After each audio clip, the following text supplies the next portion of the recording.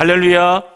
네, 살아계신 하나님께서 이 시간도 이 예배 가운데 함께 하시고 여러분과 제 심령 가운데 역사하시는 줄을 믿습니다. 오늘은 이 본문 말씀 가지고 행복을 가져다 주는 일상생활 습관들, 매일매일 습관이죠. 일상의 습관들이란 제목으로 하나님 말씀 증거하도록 하겠습니다. 최근에 옷소매 붉은 끝동이란 사극을 본 적이 있습니다. 그 왕과 궁녀의 러브스토리였는데 드라마 보는 내내 이 비교가 되는 게 있었습니다. 이 궁녀에 비해서 왕의 특권이 참 엄청나다 하는 것이었습니다. 왕은 밥도 챙겨주고 때가 되면 간식도 챙겨주고요, 옷도 입혀주고 이부자리도 깔아주고 심지어는 목욕도 다 시켜주는 겁니다. 글쓰기 할 때는 먹도 갈아주고요. 반면에 궁녀는 그런 특권이 없었습니다. 차이가 많았다는 것을 느꼈습니다. 여러분, 그런데 이 사극의 왕보다 더 많은 특권을 가진 사람이 있습니다. 바로 하나님의 자녀된 사람들입니다. 그런데 이 엄청난 특권을 누리지 못하고 사는 것 같습니다. 이 빌립보서 3장은 하나님의 자녀된 성도들이 누릴 수 있는 특권을 이 바울의 간증을 통해서 보여주고 있습니다. 우리가 이 특권들을 이 일상생활 속에서 누릴 수 있다면은 엄청난 행복을 누릴 수 있다고 확신합니다. 그래서 오늘과 다음 주 2주에 걸쳐서 이 특권들을 일상생활 속에서 어떻게 하면 누릴 수가 있는지 살펴보도록 하겠습니다. 오늘은 두 가지만 말씀드리도록 하겠습니다. 첫 번째는 매일같이, 매일 아침 기쁨으로 시작하는 자녀의 삶을 살라는 것입니다. 예수 믿고 난 다음 많은 특권들이 주어지는데 그 중에 가장 큰 특권이 하나님의 자녀에게 주어진 기쁨입니다. 시편 4편 7절을 보시면은 다윗은 이렇게 고백합니다. 주께서 내 마음에 두신 기쁨은 그들의 곡식과 새 포도주가 풍성할 때보다 더하니이다. 그 당시에 그 사람들의 가장 큰 기쁨은요, 이 곡식, 그 다음에 새 포도주. 지금 오늘날로 말하면은 의식주 문제, 돈, 은행에 뱅크에 막 돈이 가득 차 있고, 이 곡식과 새 포도주가 풍성할 때였는데, 그런데 이거보다 훨씬 더 큰 기쁨이 주께서 주신 기쁨, 하나님께서 내 마음에 두신 기쁨이라고 이렇게 고백하고 있습니다. 여러분, 사람의 재능이 좋다고요, 최상이 나오는 게 아닙니다. 재능 플러스 기쁨이 있어야 됩니다. 기쁘게 해야 이 최고가 나올 수가 있습니다. 그래서 성도는 일상의 삶 속에서 항상 최상의 길로 나갈 수가 있습니다. 왜냐하면 내게 주어진 절대 기쁨이 있으니까요. 이 하나님께서 자녀에게만 주시는 천국의 기쁨이 있습니다. 이 기쁘면은 호르몬이 나와서 건강해집니다. 기쁘면은 뇌의 작용이 왕성해져서 창조적이 됩니다. 기쁘면은 마음에 평안이 있습니다. 그래서 주께서 주시는 이 기쁨을요, 빼앗기면 안 됩니다. 매일 아침마다 이거를 먼저 누릴 수가 있어야 한다는 것입니다. 이 본문 보시면은 성도의 기쁨을 빼앗아가는 것을 경계하라고 합니다. 2절을 보시면은 개들을 삼가고 행하가는 자를 삼가고 몸을 상해하는 일을 삼가라. 삼가라는 말이 3번이나 나오죠. 개, 행악자, 몸을 상하게 하는 자는 이 3가지 단어는 바리새주의를 가리킵니다. 바리새주의는 형식주의, 외식주의를 말합니다. 이 바리새주의의 특징은요, 피곤합니다. 바리새주의에 빠지면요, 사는 것 자체가 참 피곤합니다. 항상 가면 쓰고 연기하듯이 쇼하듯이 사니까 피곤한 것입니다. 여러분들, 이 진실 아닌 것은요, 이 접하면 접할수록 피곤하지 않습니까? 이 북한 어린이들 그 영상 보셨죠? 북한 어린이들은요, 진실의 모습이 없지 않습니까? 무표정하게 어른들이 시켜가지고 암송하게 하고 말투도 막 어른 말투로 하는 거 볼 때 그냥 괜히 슬프죠. 진실한 모습이 아니기 때문에 그렇습니다. 이 진실이 아닌 그런 장면은요, 보기가 싫고, 이 보면 볼수록 막 피곤합니다. 이게 바리새주의입니다. 한국의 유명한 트로트 가수가 학력을 다 위조를 다 했습니다. 학력 위조. 뉴스에 막 여러 번 나오니까요. 듣는 것도 피곤해지고 그 이름만 들어도 막 피곤해지고 그렇습니다. 진실이 아닌 것을 접하면은 이렇게 기쁨을 잃어버리고 피곤해지는 겁니다. 진실한 모습 없이 쇼하듯이 살면 이렇게 피곤합니다. 이스라엘의 왕 다윗은 하나님의 언약궤 앞에서 막 춤을 추었다 이렇게 나와 있습니다. 다윗이 춤을 잘 추는 사람이라는 뜻이 아니라 어린아이처럼 하나님 앞에 진실했다는 것입니다. 그래서 기쁨이 넘친 겁니다. 그러면 여러분, 성도가 어떻게 진실해지고 어린아이 같아지고 어떻게 이 기쁨에 막 불을 붙이면서 살 수가 있을까요? 기쁨을 불붙이는 것은 예배입니다. 3절 보시면은 하나님의 성령으로 봉사하며 그리스도 예수로 자랑하고 육체를 신뢰하지 아니하는 우리라고 말하고 있습니다. 이 하나님의 성령으로 봉사한다고 할 때 이 봉사가 영어로 보시면 월십입니다. 예배, 봉사하고 이거를 예배하고, 그러니까 하나님의 성령으로 예배하고 예수를 자랑하며, 예수님 자랑하고 높이는 게 뭐죠? 예배 중에 찬양하는 겁니다. 찬양 파트죠? 찬양 많이 불러보십시오. 또 육체를 신뢰하지 않는다는 것은 예배 가운데 하나님만 신뢰한다는 겁니다. 그러면은요, 기쁨이 커지게 되어 있다는 것입니다. 이 구약 성경 읽어보시면은요, 이스라엘 백성들이 피곤하면서 좌절했을 때는 예배가 사라졌을 때입니다. 여러분, 삶 가운데 피곤한 이유는 예배 가운데 하나님이 부어주시는 절대 기쁨을 누리지 못해서입니다. 그래서 이 불행한 인생은 첫째, 하나님께 예배 안 드리는 사람이고요. 두 번째, 예배를 드려도 기계적으로 형식적으로 드리는 사람입니다. 왜 그럴까요? 예배가 우리 삶 가운데 진정한 기쁨을 주는 통로인데 이것이 다 말라버렸으니까 얼마나 불행합니까? 피곤한 것입니다. 우리 성도는요, 삶의 모든 문제를 예배로 풀 수가 있습니다. 예배를 통해서 내 마음의 기쁨을 회복하고 예수님을 찬미하고 육체를 신뢰하지 않고요, 이렇게 하고서 이 무슨 일이든 하면은 기쁨이 넘치고 지치지 않고 질주하는 인생을 살 수가 있다는 것입니다. 그래서 저는 목사지만요, 목사이기 전에 예배자가 되려고 노력합니다. 예배하는 자가 되려고 노력합니다. 진정한 예배자가 되면은요, 이 누릴 수 있는 가장 큰 것이 이 자유로움입니다. 자유롭습니다. 예배드리면서 성령의 임재가 느껴지면은요, 자유로워집니다. 찬양도 자연스럽고요. 그래서 찬송가 가사가 그냥 술술 그 마음에서 막 나가는 그런 거 느끼지 않습니까? 찬양도 자연스럽고요. 설교도 자연스러워지는 걸 느낍니다. 하나님과 함께 호흡하면서 드리는 예배는 자연스럽습니다. 한 시간이 왜 이렇게 짧지?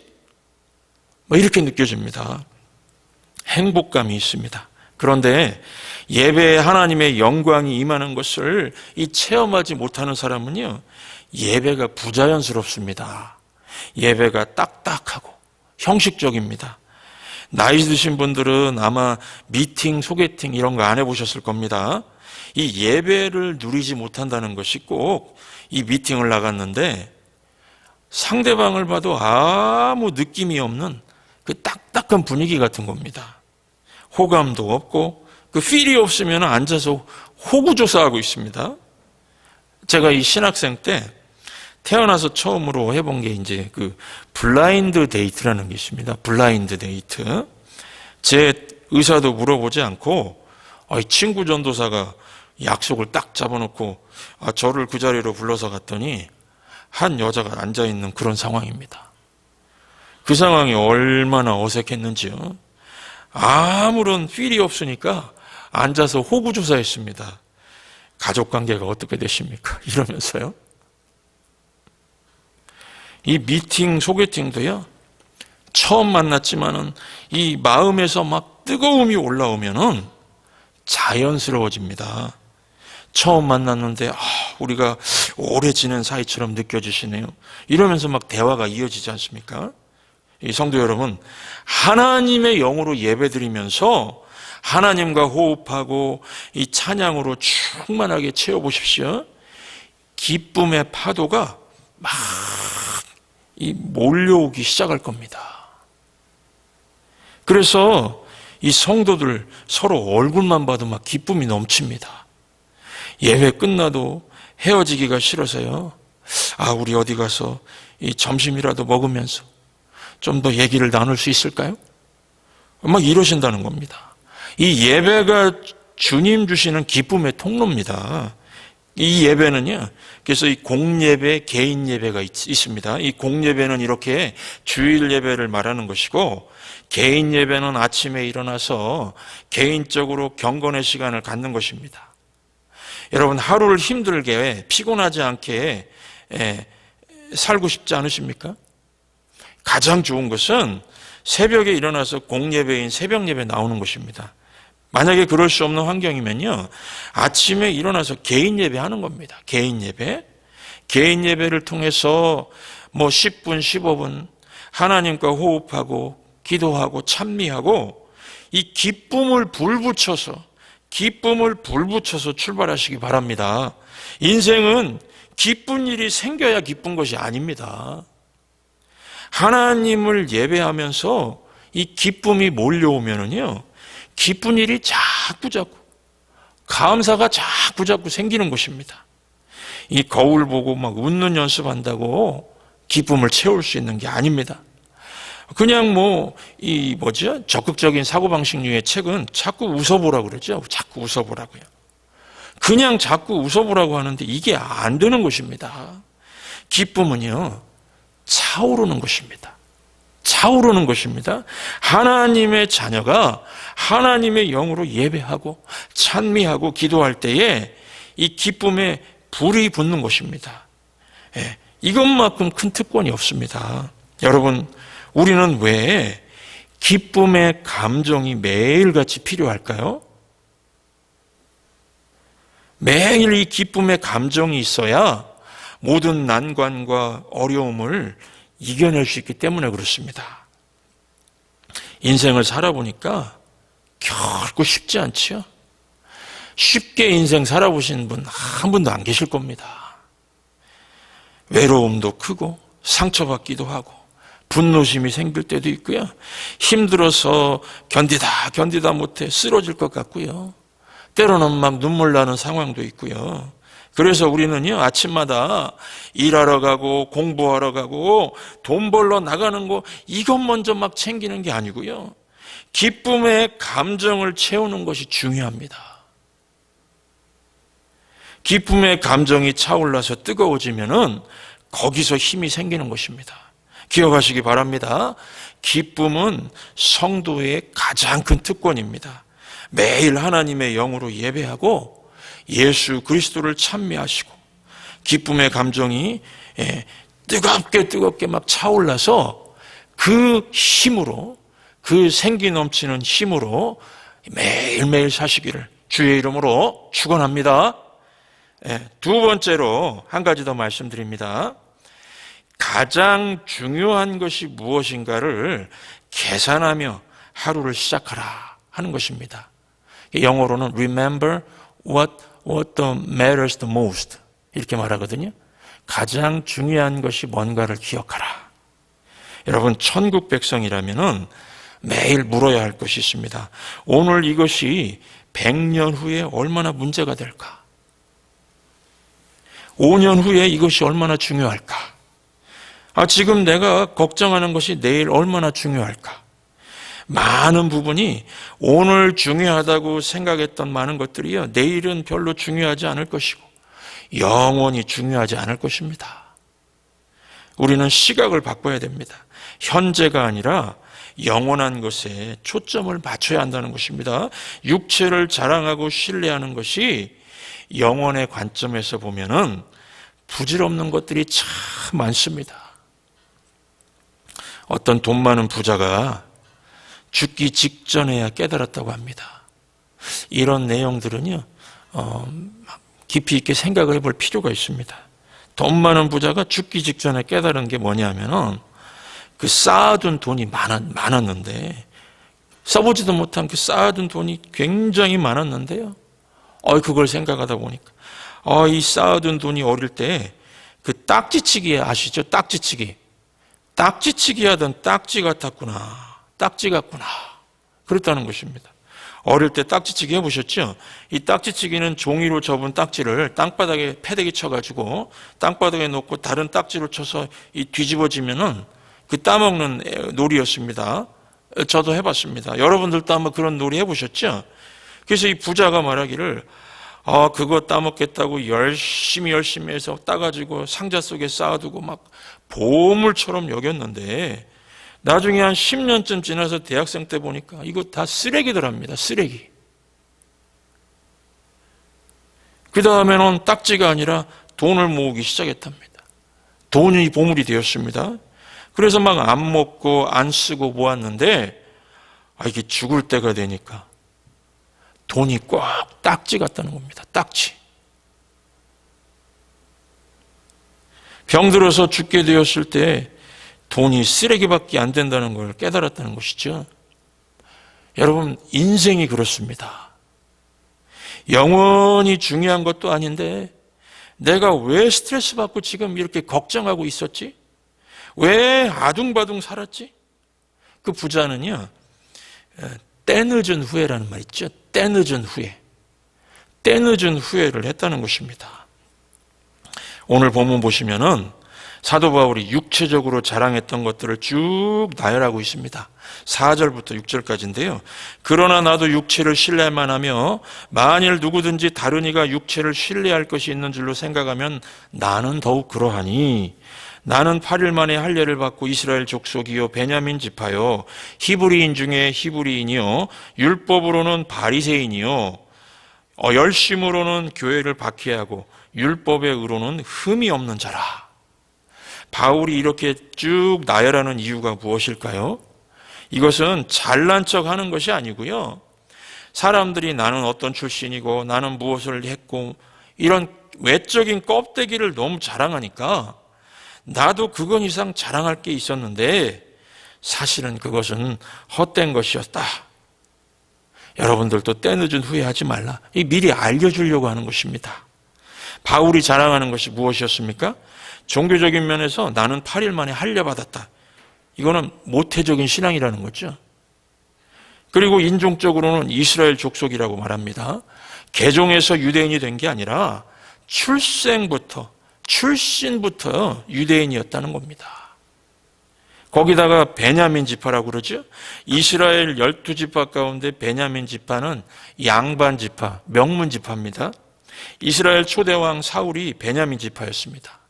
그러니까 바울은 명문 가문 출신이라는 것입니다. 그리고 대단한 학자인 가말리엘에서 배운 바리새파, 바리새인이다 그랬습니다. 만약에 바울이 그리스도인이 되지 않았다면 유대교의 수장이 될 사람이었습니다. 그러니까 이 과거의 바울의 화려한 이력을 보면은 거의 흠이 없는 자였다고 말하죠. 나는 100점 중에 100점짜리 인생이었다는 겁니다. 그런데 결론은요. 그런데 여러분, 그런 게 아무 소용이 없다는 것입니다. 애들 딱지 같습니다. 이렇게 말하는 것입니다. 여러분, 우리 성도님들 왜 이제는 더 이상 세상의 것을 가지고 자랑하지 않고 살죠? 보는 눈이 달라졌기 때문에 그렇습니다. 여러분, 예수 믿는 것은요, 가치관이 바뀌는 겁니다. 마태복음 13장 44절에 보니까 밭에 감추인 보배 스토리가 나옵니다. 어떤 사람이 밭에 감추인 보배를 발견했습니다. 그것을 숨겨두고 기뻐하면서 돌아가 자기 소유를 다 팔아서 그 밭을 샀다는 그런 스토리입니다. 왜 보잘것없는 밭을 샀을까요? 왜 전 재산을 팔아서 왜 그 밭을 샀을까요? 그 안에 그 땅 밑에 그 밭의 보물을 받기 때문에, 보물을 받기 때문에 그렇다는 것입니다. 그래서요, 이 본 사람과 보지 않은 사람은 서로 대화가 안 됩니다. 본 사람과 보지 않은 사람은요, 서로 커뮤니케이션이 안 됩니다. 보물을 보지 못한 사람은 본 사람이 하는 행동을 이해를 못하는 것입니다. 저 미친 사람 아닌가? 그러시죠? 저 미친 사람 아닌가? 이렇게 생각할 뿐입니다. 그런데 이미 본 사람은 그것만큼 중요한 가치가 있는 일이 없다, 이렇게 생각한다는 것입니다. 그래서 여러분, 누가 기도할까요? 누가 기도할까요? 시간 많으세요? 절대로 아닙니다. 누가 기도할까요? 기도의 가치를 아는 사람이 기도를 합니다. 누가 선교할까요? 선교의 가치를 아는 사람입니다. 누가 예배를 드리죠? 예배의 가치를 아는 사람입니다. 또 누가 금식 기도를 할까요? 금식 기도의 가치를 아는 사람이고요. 누가 철야 기도를 할까요? 철야 기도의 가치를 아는 사람입니다. 철야 기도와 새벽 기도의 가치를 모르는 사람은요, 그래서 뭐라고 얘기를 합니까? 당신 제정신이냐? 당신 광신도 아니냐? 이럴 겁니다. 그러나 새벽 기도의 가치를 아는 사람은요, 이 교회를 지탱해 주는 힘이 새벽 기도라는 걸 압니다. 2년 넘게 이 코로나 팬데믹을 겪으면서 우리 천성교회는 주일 예배가 한 번도 폐쇄된 적이 없었습니다. 돌아가신 분도 없었습니다. 경제 위기 속에서 신기하게도, 참 신기하게도요, 매달 재정 적자가 나질 않았습니다. 어떻게 이렇게 채워주셨는지 너무 신기합니다. 평안하게 잘 지낼 수가 있었습니다. 저는 이게 새벽 기도의 힘인 걸 알고 있습니다. 매일같이 하나님께 도움을 구하니까 하나님께서 보호해 주신 겁니다. 저는 봤기 때문에 이걸 압니다. 제가 기도해봤기 때문에 이걸 알고 있습니다. 여러분, 또 예배의 가치를 아는 사람은요, 주일에 무슨 일이 있어도 교회를 오려고 합니다. 하지만 예배 가치를 모르는 사람은 어떻죠? 예배 가치를 모르는 사람은요, 아니, 교회 가면은 돈이 나오냐, 밥이 나오냐, 그러면서, 아, 밥은 나오는구나. 아, 밥은 주지. 기껏해야 이 정도 생각합니다. 그러나 예배의 가치를 아는 사람은요, 하나님의 은혜를 누려야 새로운 한 주를 살 수 있는 힘이 생긴다는 걸 알고 있습니다. 그래서 예배에 목숨을 거는 겁니다. 눈이 오든 막 눈이 와가지고 길이 미끄럽고 막 막혀도요, 막 눈을 치워서 어떻게든 예배에 나오는 것입니다. 저는 이 목회도 마찬가지라고 생각하고 있습니다. 목사가 열심히 하고 안 하고의 문제가 아닙니다. 목회는 하나님이 보여주셔야 할 수가 있습니다. 그래서 목사는요, 기도를 많이 합니다. 하나님이 보여주셔야 이 새해 계획도 세우고 새해 설교 흐름도 잡고 무슨 사역을 할지도 정할 수가 있습니다. 이 설교 준비할 때도 성경 말씀의 진리를 보여달라고 기도합니다. 자료를 많이 찾아서 좋은 설교가 나오는 것이 아닙니다. 목사가 봐야 됩니다. 그래서 기도합니다. 주님, 이 본문을 통해서 무엇을 봐야 됩니까? 월요일입니다. 안 보입니다. 주님, 눈을 열어주십시오. 보여주십시오. 이 목사가 보면은 설교가 됩니다. 본 거를 전하는 게 설교입니다. 본 게 없으면요, 힘들어집니다. 하나님이 보여주신 것을 증거할 때에 설교의 능력이 나타나게 됩니다. 여러분, 하나님 나라의 영광스러운 것을 본 사람에게는요, 반드시 두 가지 현상이 있습니다. 두 가지 현상이 나타나는데, 첫 번째 현상은 포기할 줄 아는 걸 봤으니까요.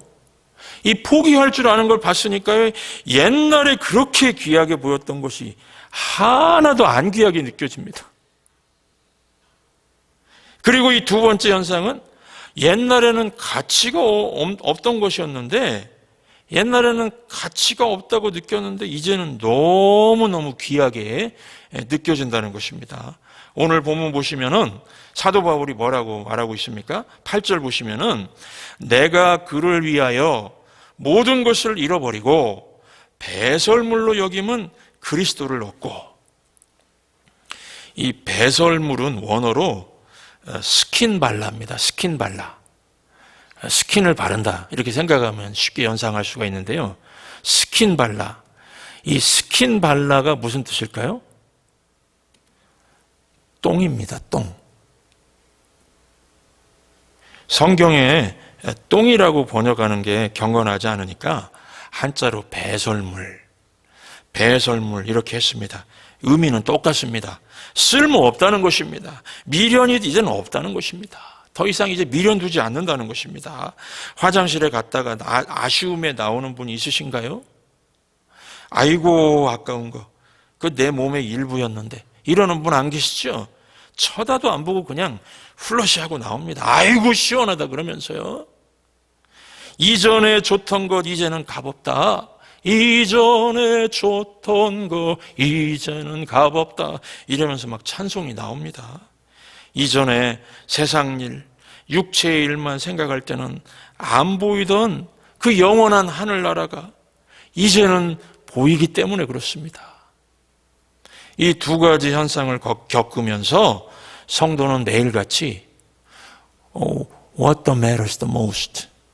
무엇이 중요한가? 영원한 관점에서 볼 때 무엇이 중요한가? 중요하지도 않은 거에 막 마음 써가지고 스트레스 받고 막 내장이 막 탈이 나고 이러지 않는다는 겁니다. 이게 성도의 두 번째, 얼마나 큰 특권입니까?